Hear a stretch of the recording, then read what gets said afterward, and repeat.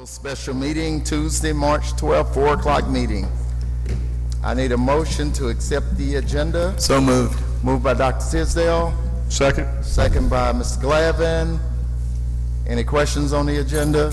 No questions? All in favor? 4-0, motion carried. Mayor's report? I have no report right now. No report. Council report? Mr. Deming? No report. No report. Dr. Tisdale? No Mr. Glavin? And I also have no report. Public agenda, citizen comments, 45 minutes, 3 minutes per person. Anyone in the audience would like to speak? Anyone in the audience would like to speak? With none being said, we're going to move on to the discussion. Lucy?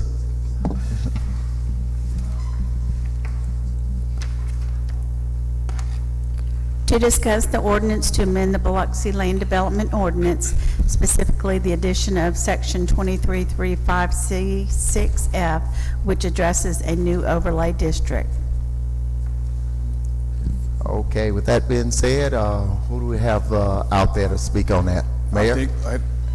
I'd like to ask Lee Young to come forward and talk about this. I think we've over the several weeks we've kind of settled in on what we need from as we are partners in what needs to be done, and I think answer any questions that the council might have regarding what is proposed.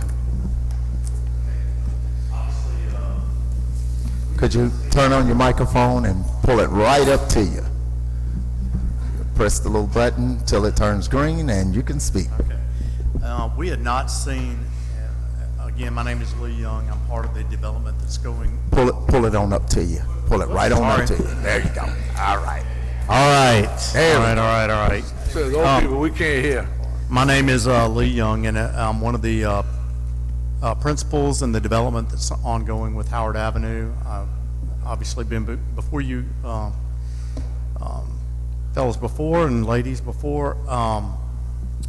We had a chance a couple of weeks ago. We had not seen necessarily a complete section of what was being proposed in terms of, I'm going to call it a layer of protection or whatever for the zone that we're currently trying to do our development in.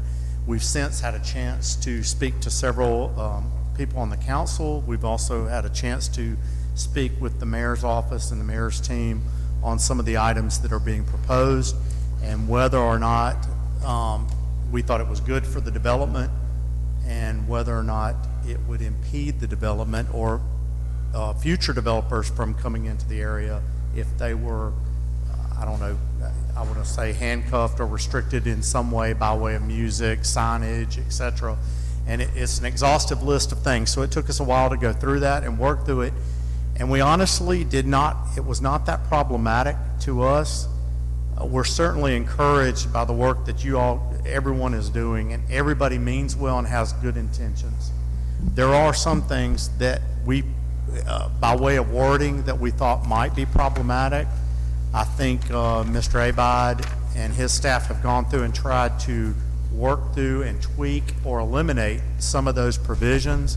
And I don't know if I don't even know if I'm prepared necessarily to go through and give exact wording that we thought was acceptable at this point or what we think should be eliminated. I do think it warrants more discussion, but I think the overall idea for it is a good thing. Not to create more bureaucracy, but actually streamline some levels of bureaucracy. Everybody wants what's best for the city and downtown. So there's been nothing to me that's been put forward that somebody doesn't have in their mind. They've seen things happen in other sections of other cities that they want to head off at the pass. And I think that's the overall objective of this.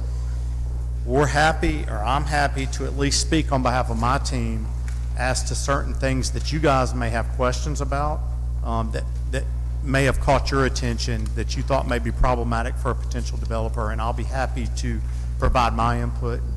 If you'd like. I have a question, Mr. President. Yes.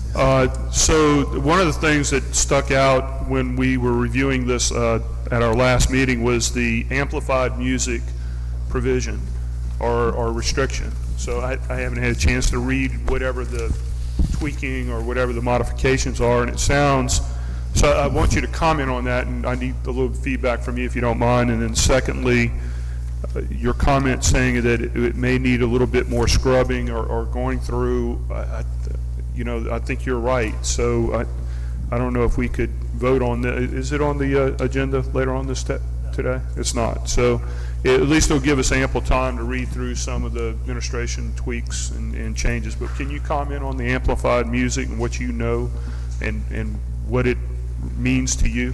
Well, at first glance, I know you guys were helpful in us acquiring the tax revenue rebates, city sales tax rebates.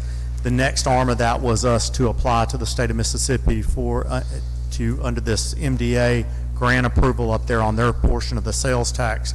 We thought that the provision as worded may be problematic, but we've since worked through some tweaking. I'm not sure now where it stands, whether the city may be willing to just forego that and only address the music situation on a if Kenny. it becomes problematic or Kenny, not. it's All right, X'd out. let me jump in. As far as our discussions and what we were aiming at and looking at, I guess, amplified music outside the place of business regarding, what we were visualizing is something like Beale Street, where you may have live music inside a place, but not, going up and down the street. I think that was the idea. Broadway in Nashville, Beale Street, a little bit of Magazine Street is what we were trying to get it seemed to be the solution, what we were striving for, I guess, as far as the entertainment component, as well as, the live, play, and work kind of a Absolutely. deal. One of the things that the mayor mentions is we were talking about what if you had an outdoor restaurant, just say Brennan's opened a restaurant down there, and they had an outdoor seating area or whatever, but you had music being from another establishment down the way that was amplified, and then and it was Disrupted. interfering, both businesses were interfering with each other. So I think the thought and intent was to try to eliminate or head that kind of problem off on the front end. And, Peter and I have had some discussions today, and I'm not sure, Let me jump in. yeah, go ahead. I mean, noise is always, can be subjective, although we do have decibel levels, but we have a very good noise ordinance already, and looking at everything and looking at the what-ifs, the better solution just seemed to be, we got a noise ordinance in place, we're just going to eliminate that music component, and we'll deal with it if we need to, like we've dealt with other noise situations. Okay, and so one more comment on the noise, since we're moved off of the amplified music provision. The current decibel levels that our current noise ordinance has written into it, you don't see any problem with that as far as the businesses operating and playing music and No, and I so would have forth? to go test those I cannot comment on that right now, but I see no reason if you guys have done that in the past and it's worked for the city, that we would have a problem with that. Okay, all right, thank you. Anyone else? George? Everything seems to be set around the music and the noise. It's an entertainment district, they're gonna have to have music. And I don't know about the noise, a lot of people have good parties, St. Patrick's Day parades, party all night long. Okay, you don't stop all that. Just because you have a few people living on top of a building, I'm not losing the whole downtown because I got 300 people that are up on top of a building. The people living in town, this is what they're living with. So they got to understand that. So I'm not going to rearrange the rules to accommodate a few people that are on top of an apartment. We try to turn this downtown into something, in an entertainment district, and you have to have music. As far as we have control, that's fine. So I don't know what you're bringing. We haven't seen any plans since the last picture you showed us, so I don't know what you've done, if you've done anything. So, but I mean, to me, if we're going to create downtown to anything, to make it an entertainment district, you got to have music. We I agree. tell you right now, I'm not coming. Don't have no band to playing music. I'm not coming. So, No, we agree wholeheartedly with that. I know you got some interest in downtown, but we got to look at everything in downtown. The ribbon cutting, you'll be there, the ribbon cutting and the band, Yeah. But I'm just saying, so I mean, yeah, we have a noise ordinance and it pretty much takes care of everything. We had a lot of things outside, Final Friday, they do a lot of things with the music and everything like that. Nobody has a problem with it. And I don't have a problem if they're going late. You know, we 24-hour town. We don't shut down at 10 o'clock, at 9 o'clock, 11 o'clock. We're 24 hours. So if they play until 1 or 2, that's not a big deal. Look, coastal Mississippi, the secret That's coast. it. But I'm just saying, so would you want people to come here? You want them to have a good time? Absolutely. And I don't want to put restrictions on anybody. You know, businesses open up and they can promote their businesses, that's a good thing. You know, the residents, if they come, they'll have to live in that system to make that. Mr. Baird? In regard to the music, I believe that we're creating a problem that's not going to be a problem. I think people that live in that area, I think that people that are coming there to play and eat, I mean, when you go to Bourbon Street to eat, you know there's going to be music, and it doesn't bother anybody, whether you're sitting out on a balcony, whether you're, I mean, and it's straight music up and down the whole street, and if it's not live music, the speakers are blaring so loud that you can feel it. Even the people that stay in the hotels, I've stayed at the Royal Sonesta many times, and 5 o'clock in the morning, you have a concert in your front door. And I think that people that come here are coming here for that purpose. Even the people that live there, you're not going to have 85-year-old married couples that want to hear crickets. It's people that are going to live in this area that want that type of lifestyle. And so I think that when it comes to the music, eliminating out of this is the right thing, what Peter said. And I think that we're not going to have any issues out of this because the people that are there are going to be the people that want that type of lifestyle. So don't talk about us 80-year-olds now. Yeah, except for George. George will...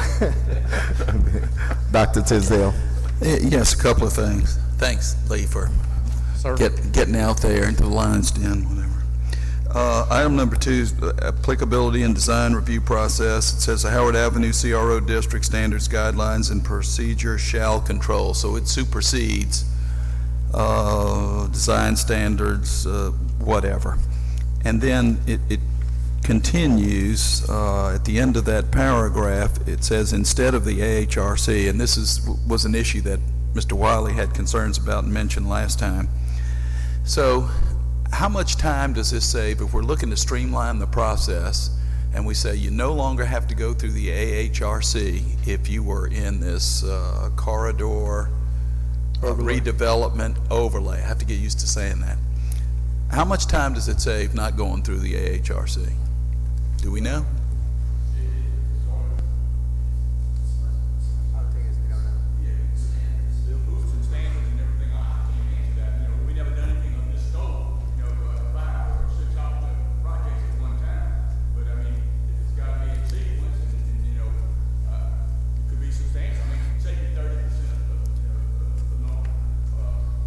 Well,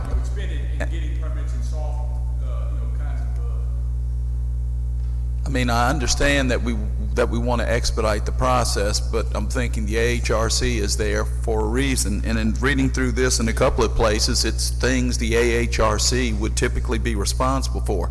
So if the idea is to streamline the process, then, okay, if we take the AHRC out of it, then how much time do we really save? AHRC, I think, is more residential in some of the consideration than a development, a commercial kind of situation that we're trying to explode. I think we'll have input, but maybe one of these folks will be representing AHRC in the streamline process. But I think it's apples and oranges a little bit with regard to AHRC. And it's not, some of the things you do outside this business district. Well, if I understand correctly, if you want to do something in this overlay, you don't have to deal with the AHRC. And from Peter's notes that he included, Councilman, and I might point out, if you'll remember the case of Dr. Coher. Dr. Coher. I still wake up screaming in the middle Yeah. of the night. So in we a went, cold what did we sweat. go through 3 months of back and forth over Yeah. his sign? That's Yeah. what we're trying to avoid. It's not really a matter of the time it takes, because the AHRC does meet, as you know, twice a month. So it might be save a month, and not having to go through that process. But the problem is getting hung up in the process of the standard that the AHRC wants as opposed to the standard the developer thinks he needs. And the standards that I think we need to apply here is different than anything the AHRC is. Well, but I think with the example you've given, the Kabir issue is because Kabir kept coming back, wouldn't take no for an answer, basically. I mean, but I don't know that that would be the case here, but what I'm thinking is, if you bypass the AHRC, then you're now, whatever's going to be done is going to be done in consultation with the staff of Community Development, the Mayor's Office, and a representative of Biloxi Main Street. So that's going to be a new group rather than the AHRC that oversees this process. Am I understanding that correctly, Peter? Yeah, that's right. And keep in mind, too, it's for just this 3 to 4 block area, as Right. opposed to several. But that's several. kind of in the heart of the historic district. It is, but throughout this ordinance, too, it talks about how windows and doors should be functional, reflective of the architectural style of historic Biloxi. Talking about the features, if there's an existing feature, it needs to be preserved. So, and the pictures we attach showing the alcoves and the look and feel of it, part of it is helpful too, that a developer comes in, he now has to look at the entire code of ordinances and go through all the different land development ordinance and try to, what will fly, what won't fly. Here, we're trying to put it all in a nice little package for him with the pictures that help him, just like we did with the waterfront sort of development. Well, let me ask this question. Let me approach it from a different angle then. So is there anything that this, the consultation with the staff of Community Development, Mayor's Office, and representative of Biloxi Main Street, is there anything that would approve that would be counter to the AHRC's guidelines? I think like for height, I think AHRC has some direct height issues that they couldn't look at, I believe. Something higher than 4 stories, 5 stories, I'm not sure. And I don't know if I favor this or not. I'd just like to hear more about it. And basically, what I've heard was, we're trying to streamline the process. I get that. But you can't tell me how much faster the process is going to be. Well, right now, I know there's a 15-day or so waiting period if you catch them right on when they meet twice a month, the AHRC. That happens. Sometimes the city sees it after it's done. We generally don't see it before. The council doesn't see it before. Sometimes Main Street sees it. Part of this is to protect our investment in Howard Avenue and everything we've done, that we want to have more control of it from the city side. Well, can't the HRC have called meetings? Could they meet every week or in between their regularly scheduled meetings? I mean, I don't know. I don't know why they couldn't. But the other thing is, and that's the thing about city government that drives me nuts, quite honestly, is we know when these boards or commissions or committees are going to meet, and we know we can schedule. We can tell you 6 months from now they're going to meet this date and this date, unless it's a called meeting, and yet we still have folks who miss deadlines. So now, as you said, and I get it now, I got to wait another 2 weeks. Well, I think with the half shell, didn't y'all go through the HRC? We did, and it was Bill Raymond was helpful, and it was a good experience. I mean, we ran into some issues, but nothing that we ultimately didn't overcome. That was going. And that was my first time to do Right, that was anything, going so through the AHRC? I believe so. Lee, looking through a developer's that. eyes, because I'm not a developer, so how do you see implementing this new process? How do you see that saving time? Can I instead be of the honest? HRC? Sure, please do. As we looked at this, I look at it as a developer is trying to do what obviously I need in order to make this work and be successful and attract tenants to the buildings. But I also am respectful to the city of Biloxi, the heritage, the architecture, et cetera. And to me, I look at this as a hand in glove process, in that when we had these suggested, at this point, they're suggested or recommendations that have not yet passed. When we took it to our architectural team, and when we discussed it with people that are looking at our development, et cetera, it was actually helpful in that we had sort of a, you know what, this will help us get through the process if we are cognizant of what the city's looking for its downtown and stuff. So it was actually helpful as we've gone through renderings now and coming back and working through iterations of what we hope, for instance, the Barks building will ultimately look like. So from that standpoint, it was helpful. My experience with Half Shell was 10 years ago now. So it's been a long time since I've had to go through that process in terms of what doors and windows are going to look like, or et cetera. I don't think it's going to be as draconian, because we were dealing with we had to figure out whether the building was historic or not. We were sort of going through that process back in the day. I don't think we're faced with some of those challenges with regard to some of these buildings now on Howard that we've purchased, and certainly the vacant lots. And I just look at it as a team effort, and anything that we can do, I'm certainly not trying to rush or jam something through that I don't want the council to be happy with, or the mayor or the city. And so I'm trying to be respectful to that process, but also cognizant of the fact that you, as a developer, you can't get hung up and have 2 months delay, 3 months delay on trying to, is this paint color going to work, or is this sign going to be acceptable?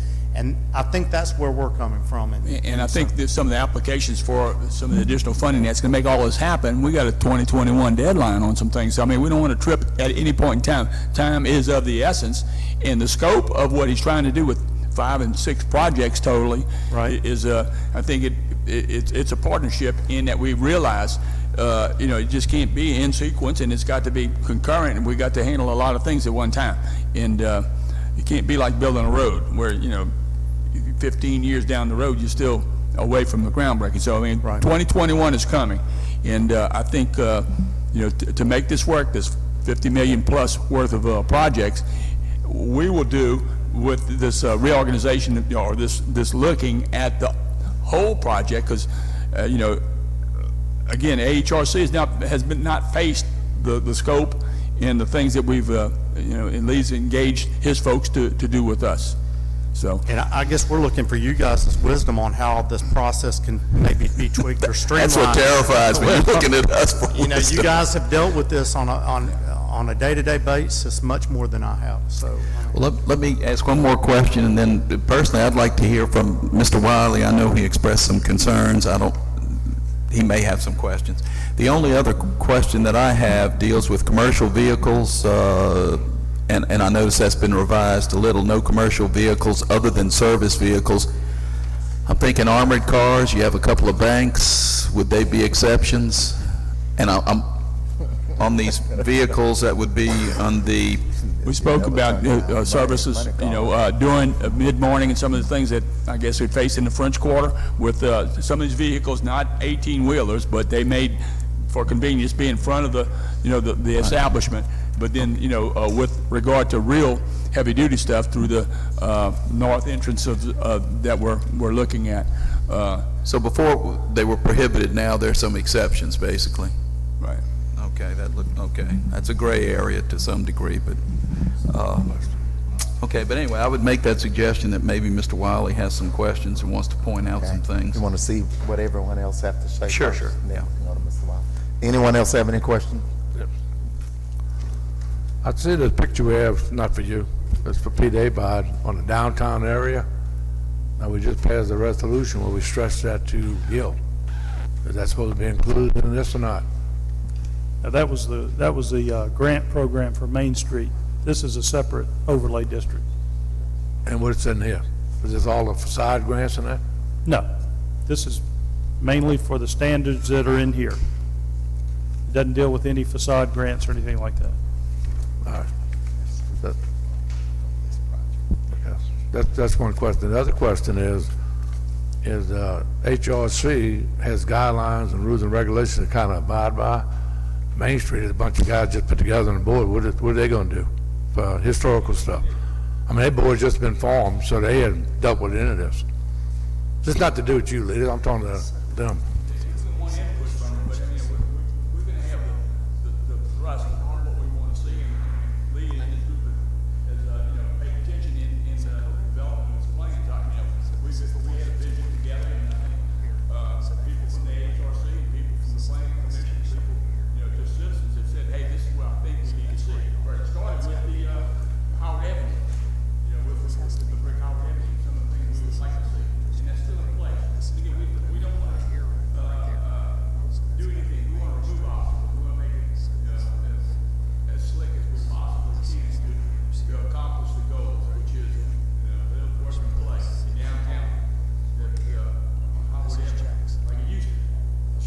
Well, I don't know what about it used to be, but that's a good idea. To me, I don't care if you go upscale, make it bigger and better. Historical, those things are pretty much done. You know, I walked the streets in the 50s. You can't do that again. So, I mean, we try to do better than that. We try to make it better, more upscale, to me, because that's people going to come in for that. They come to the casinos because they're upscale. So you want them to come across the street to downtown for a reason. See, in this group we're here with, $50 million plus, and that's substantial, in my estimation. So, I mean, we want to enable these sets of things to go forward. We've got great ideas and great plans, and I think in 2021, we're going to be riding the road. Yeah, we hope to, we're putting up 40 million in the city and the state, so. Yeah, well, we're going to pay 24 million in ad valorem taxes and sales taxes. He doesn't get a penny till the customers come. I know, but I'm just saying, so the money's coming, and the state's gonna put up to 13, 14 million, so we got another 40 million tied up in that. Just hope it works, that's all. We don't have any money if no businesses come, if no money is going to be made. And that's the beauty of this thing. You divert some of the users, sales tax money to enable this part. Yeah, but it'll be reimbursed when it comes into effect, correct?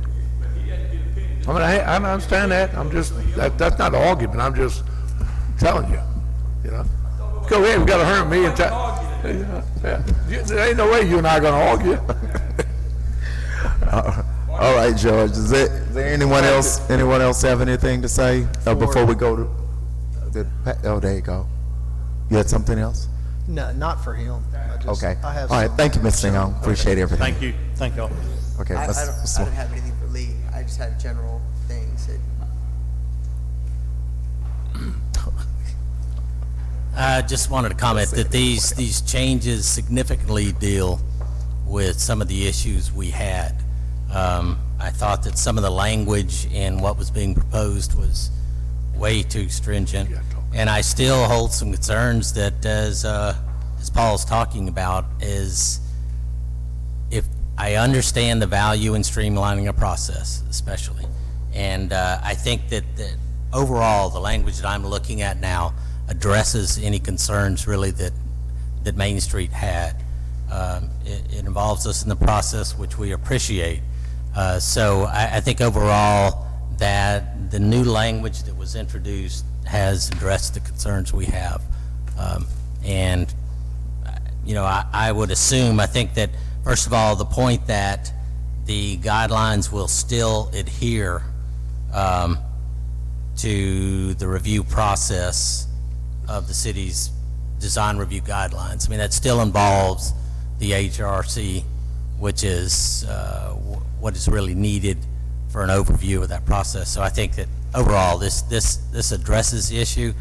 I think I would just quibble over how did we get here, but because the question, I understand the value in streamlining the process, and so I guess what I'm saying is that it addresses our problems. So I'm okay. Thank you. Any questions? It's a very long way to say that, wasn't it?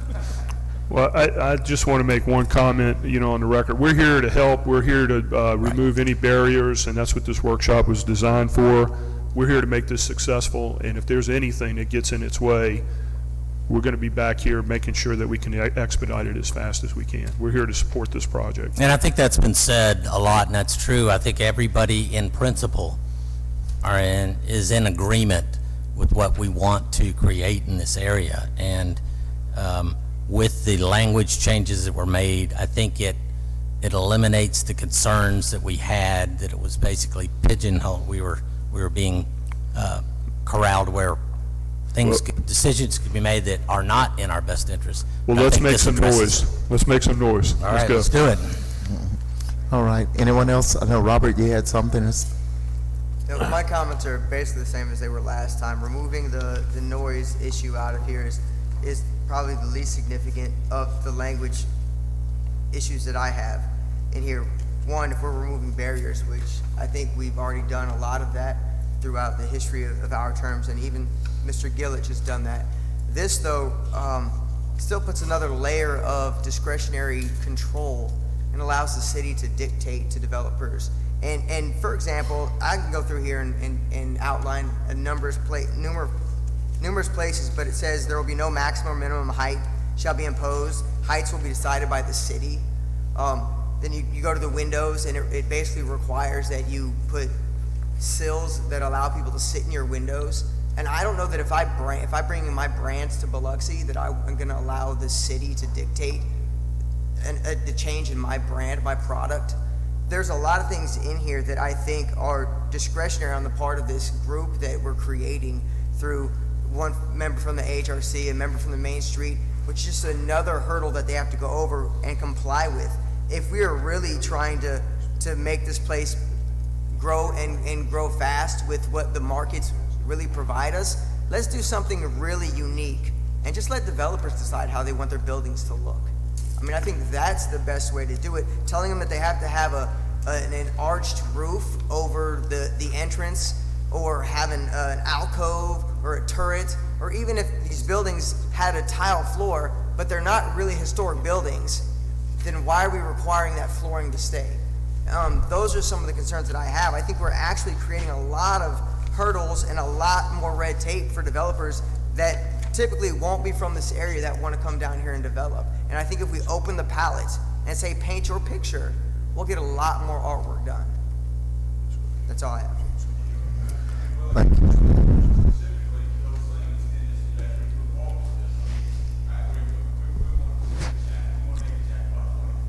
As I get some time, I'll put a quick little white paper together with some of it and send it over to you. Mr. Barrett? Just a couple of things. The words highly encouraged are used in here a lot, but if something's highly encouraged, it's not required. Well,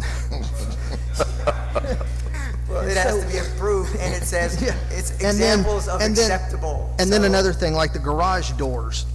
If you go to D'Iberville, you have a couple of restaurants, Twin Peaks being one of them. You go eat in there, when it's summer, they have garage doors across the whole front of the place that they roll up. But it's a garage door. A garage door is a garage door, regardless if it's there, as a functional part of the restaurant or whatever it may be, bar, pool hall, whatever may go down there.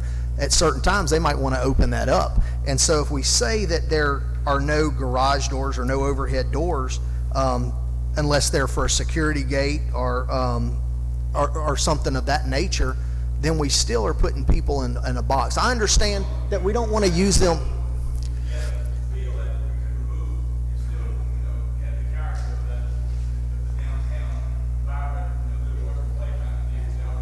Yeah, go ahead.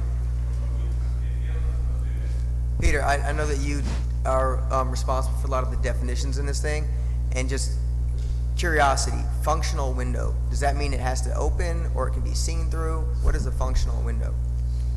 A door should be functional. The door. It's highly encouraged. It says windows and doors should be functional and reflective of the architecture. So so it's just the doors are the To only me, the doors supposed to function be of a functional? window is to look through it. So that's what I'm saying. It's just Yeah. clear. It doesn't have to open, close. It just has to be able to be seen through. Yeah, and I mean, a lot of this is actually already in the architectural review guidelines. I mean, so even if, taking up Paul's banner, even if a lot of this didn't occur, a lot of this restoration would be in place, but it probably would be even more stringent, and they could hold up a project a lot easier. Then we would have some flexibility among this streamlined sort of committee. While this does maybe it does make it a little bit easier, we can still make it easier than that. Yep. I have one more thing, and then I'll shut up. Let me just, when you're saying a garage door, we did just try to distinguish that by garage door. There's still other parts of the district where there are empty lots and all like that. And what we're trying to prevent is an actual garage on the frontage. And like I said last time, I believe that the language in which this is written is very important, because at some point, the 7 or 8 of us that are sitting here that determine what this is really saying are going to be gone. And so when someone else comes and follows us, if the language in this is not correct, they may not know and understand what our intent was when it was done. So just, like the strongly encouraged, and then flutter flags, portable signs, noise or inflatable signs, blah, blah, blah, are prohibited. Well, prohibited means prohibited. That means they can't go there. And so if you bring a Cafe Du Monde, they're going to have daily specials and stuff. That's part of that walking experience when you're in a downtown district. And so I think that certain things, we have to be very deliberate about the language of how we write this. And I'm not opposed to it as long as the language is correct, because like I said, people that follow us may not interpret it the same way that we interpret it if the language is not very intentional when we write it. The flutter flags and the feather banners and the reader boards and the displays are already prohibited in the architecture districts, that's where we went through with Dr. Kabir. It's already there. And I Right, mean, but the intent of creating this overlay district is to get around and circumvent those restrictions so we can create a more robust I don't know if Lee Young is still here, but I mean, He's back there. are you in favor of flutter flags? He's still in the back. Or you got any comment on it?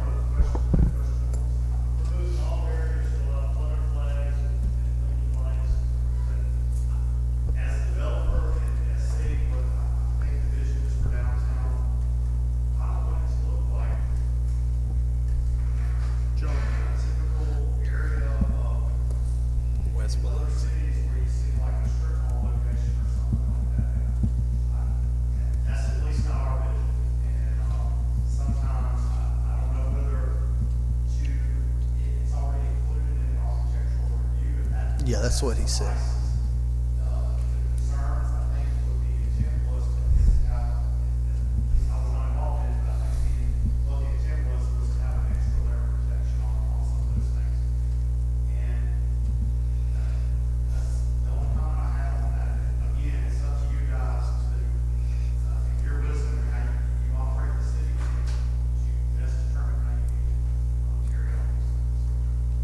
Lee, with all due respect, if we maintained the standards that we had been for the past few decades, downtown Biloxi wouldn't have you in it. So we've had to do things to incentivize bringing in people like you. And I think we have to continue to look at what we're doing. And flutter signs was a loaded example. Yeah, that's just- Obviously, yeah. that's not really the basis of the argument here. The basis of the argument is what can we do to allow companies to come down here and maintain their brand and maintain what they do in other places like Magazine Street, where Cafe Du Monde's and places like that would be. And that's all we're talking about. I don't think anybody wants a blow up wavy hand guy in front of their building, especially when our sidewalks are so small that doesn't make it conducive to traffic. We're not attempting to say that anybody can do willy-nilly whatever they want and impede the progress that we're creating down there. But I do think that we're creating this district with the intent to bring guys like you in and make it easier and more open for them to be successful. We appreciate that, and I certainly do. And so however you guys see fit to make this work, we're gonna do whatever you guys want to happen. That's what we're gonna do. Dr. Tisdale? Yeah, the mayor has a vision. He's tried to paint this, I know. Even though you like to listen to crickets, you're getting close to that cricket age. Anyway, the mayor has a vision. He's tried to paint the picture. He's given us examples, and I think what you're asking us to do is give you the latitude to speed up the process. I appreciate Mr. Wiley's comments. All that being said, and I'm cognizant of what my friend Robert is saying. On the other hand, I think this document needs to be loose enough in terms of policy to give the mayor the latitude for the vision he needs in downtown Biloxi. If you give folks too much latitude or the standards are too loose, you basically won't end up with the vision that I think we're all trying to get to. So that being the case, it's got to be crafted carefully. There's got to be a high degree of trust between the council and the community development, the mayor's office, and the representative from Biloxi Main Street. I notice in here, there's nothing the council approves. Once we sign off on this, it's in that committee's hand, if that's what we're going to call it. And then we go with what they approve or don't approve. So. Last one.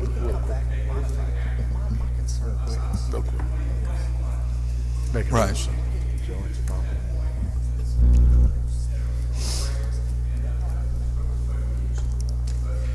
They're gonna say, well, there's 6 things in here.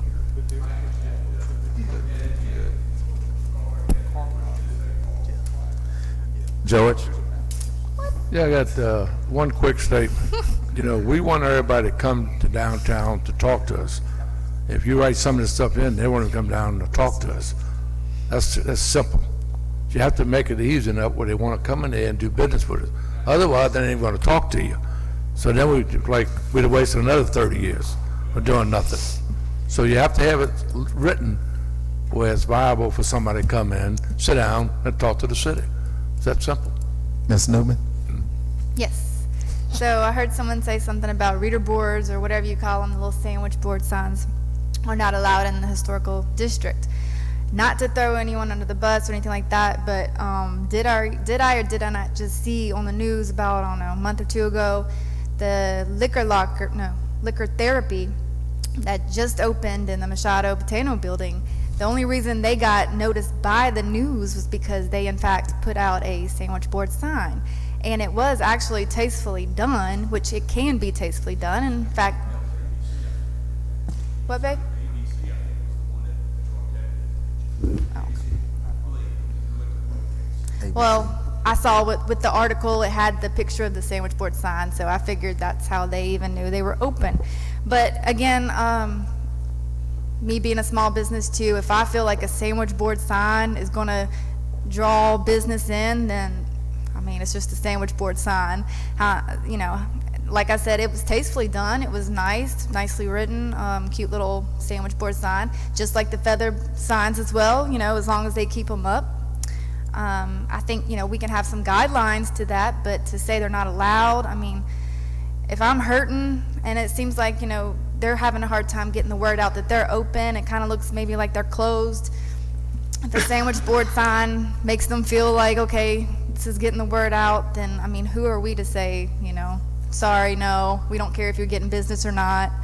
And also, I do have the same concerns that Robert has, but also one thing that hit me as well, I'm not seeing where it was addressed in here, so I could be wrong. I don't know if you addressed it or not, but I saw where it said that we need to require these new businesses to have Wi-Fi.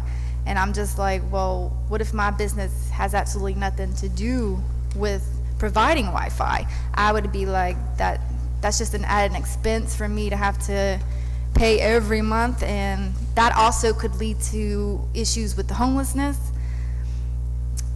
And even if they had a code on it, then you would constantly get hit up on with the employees and whatnot, asking for the code. It just seems like an added expense and headache for the developer, and that would be something that I would be like, whoa, that, you know, things like that. So just take into consideration. Thank you. Yeah, we did change that, at least I see in the top of the last page, instead of encouraged to provide access to the Wi-Fi. I think most businesses have it. They don't always give out the code. I think for any new development, for any of Lee's projects, that's something they were planning on doing anyway. A sandwich board, I agree with you, a nice sandwich board shouldn't be a problem, and it's not really prohibited here. I think it more is talking about reader boards, and but it's encouraging wall painted, hand painted, carved signs. So a nice sandwich board, if it's not blocking access, I think those are generally allowed. So.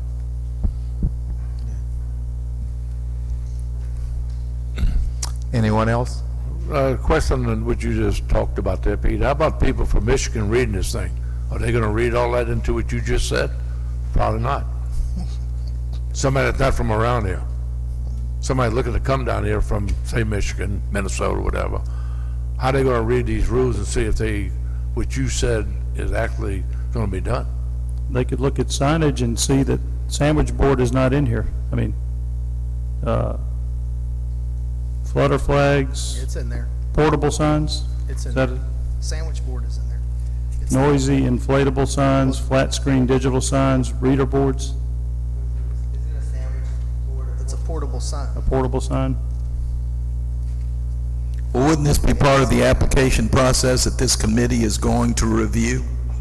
So if I'm interested in doing business in Biloxi and I get the application and I have questions, Before I take the time to fill it out, who do I call? I mean, we Yeah, can make well- that easy on the website or whatever. I didn't see that. That's the first I've heard about that, but I don't have a problem with deleting portable signs. I mean, a sign that comes in and out, as long as it doesn't block access, I don't see an issue with that. Any problems with deleting flutter flags? I got a problem Just with thought that. I'd ask. Thank you. I got a problem with that. So that was my question earlier. You want these people to make the phone call. Calling this flutter flag. They ask these questions. Otherwise, if they don't even consider it, that's my biggest thing is that there.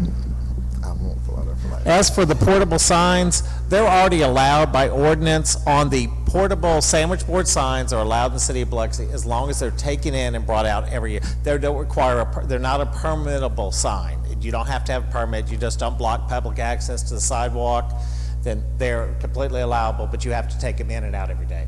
If you leave it out all the time, then that's a problem.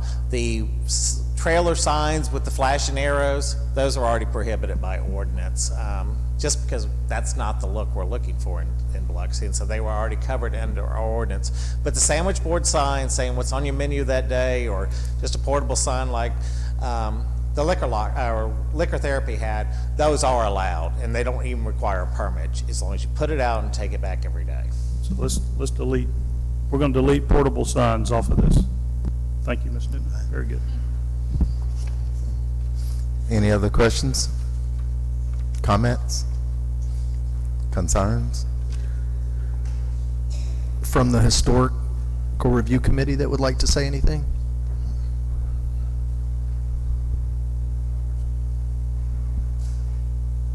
Kevin Felsher, I'm Chair of the AHRC and Chair of the Economic Vitality for Downtown Main Street.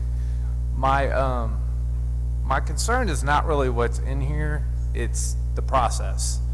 I'd like to know what the process is in the sense of, right now, for better or for worse, we do have a process.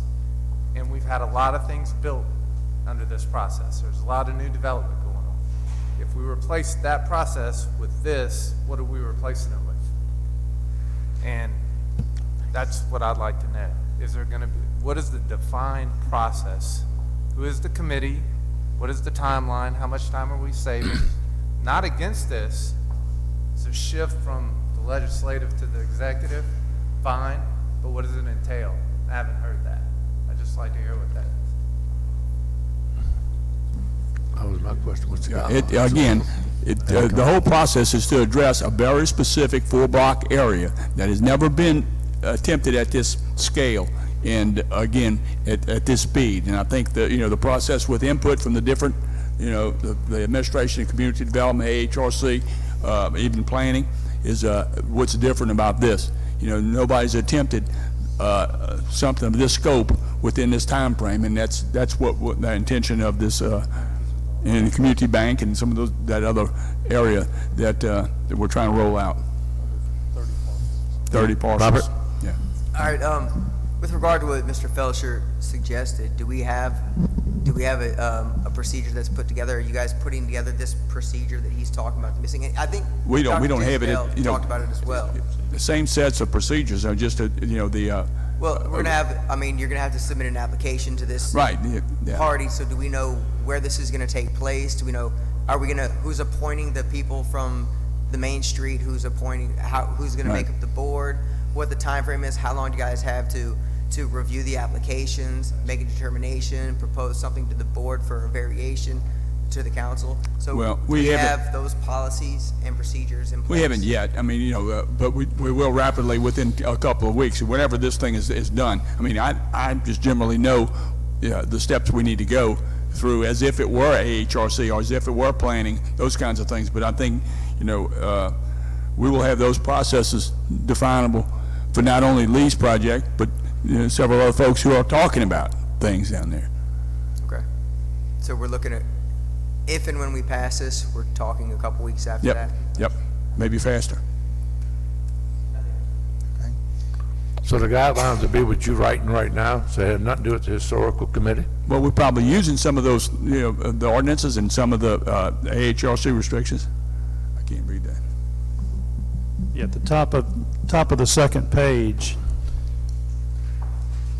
applications for building permits will submit all applications and plans to Director of Community Development, who will perform the design review process provided under the city's design review guidelines in consultation with staff, and that would include Bill Raymond, Mayor's office, and someone from Biloxi Main Street.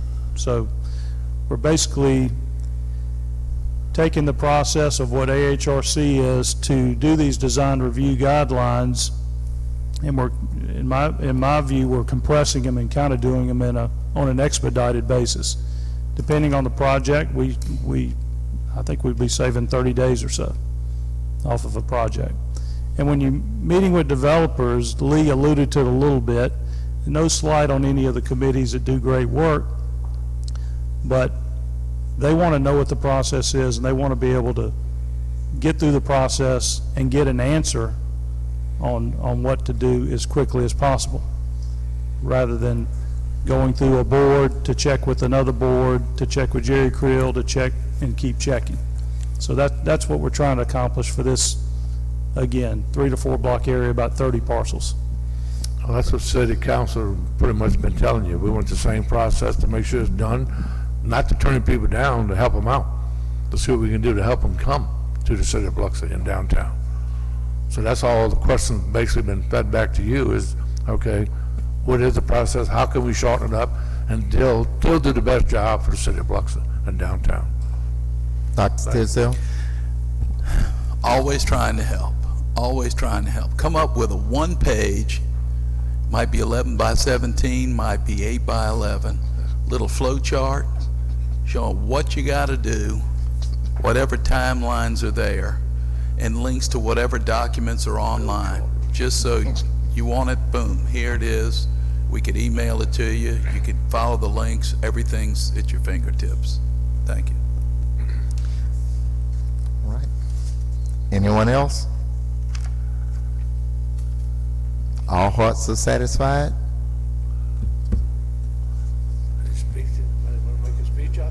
Motion to adjourn the special meeting.